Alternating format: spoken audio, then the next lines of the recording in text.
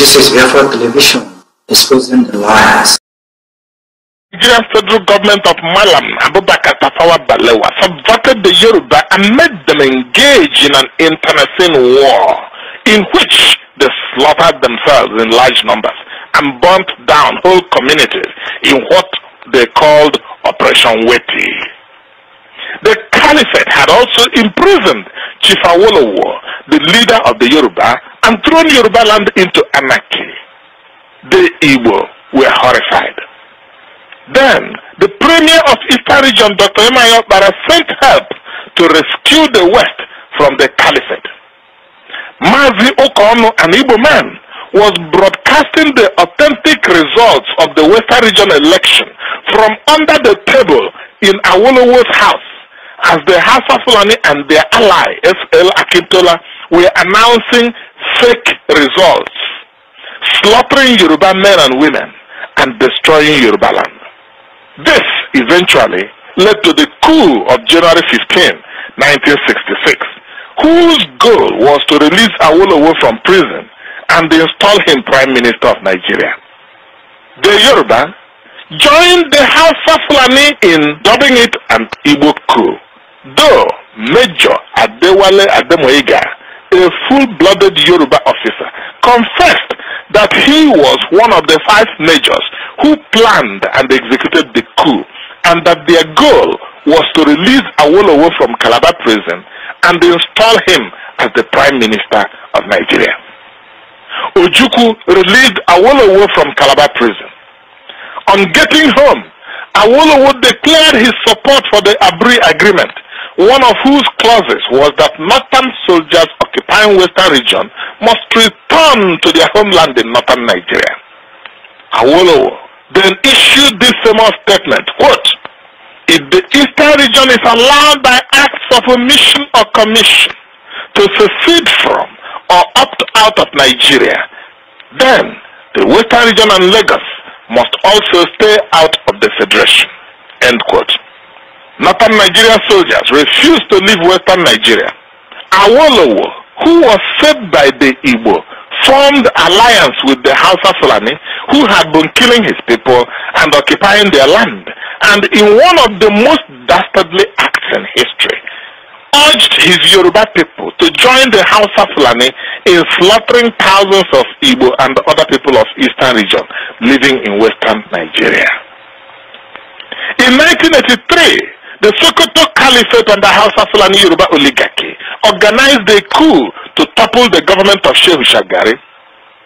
Umaru Diko, Minister of Transport in Shagari's government, later revealed that the only reason they planned and executed the coup was to make sure that Alex Ekwueme, then Vice President of Nigeria, will not become the President of Nigeria after the termination of Shehu Shagari's second term as President.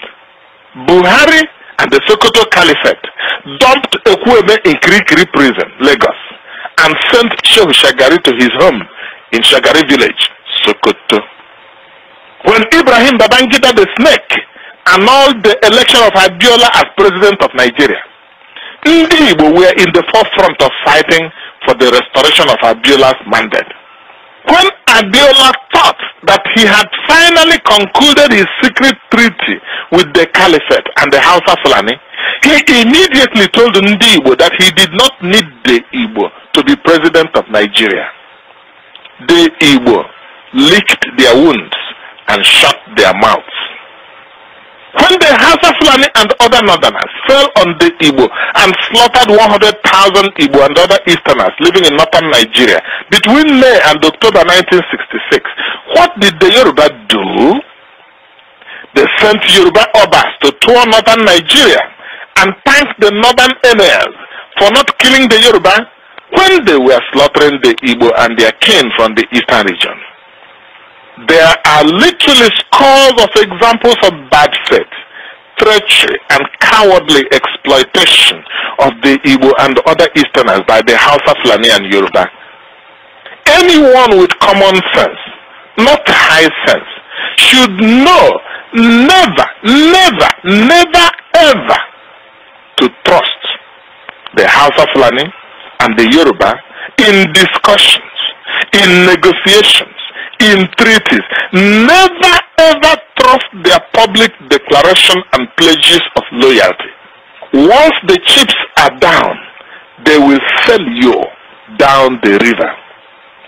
The Igbo and their kin in Eastern region must realize that the only agenda of the Hausa Fulani Yoruba is to dominate you, exploit and use your resources for their benefit, and enslave all you people of Eastern region Biafra. The only survival strategy for the Igbo and their kin in Eastern region is to fight back aggressively, to push back as fiercely as ever against this evil plan. Unless you push back ever so aggressively, then you all will be enslaved. A bully responds to nothing other than aggressive counterattack. You have been complaining about resource control. We ask you just one question. If this oil and gas were to be located in Sokoto, Katsina, Kano, or Meduguri, all of you from Eastern region will be begging for the issuance of visa from Arewa country to travel to Kano, to Jos, to Meduguri, to Katsina, to Bauchi, and even to Makurdi. Ndị Igbo, onye mara asụ, ya sụọ n'odo, onye amaghị asụ, ya sụọ n'ala.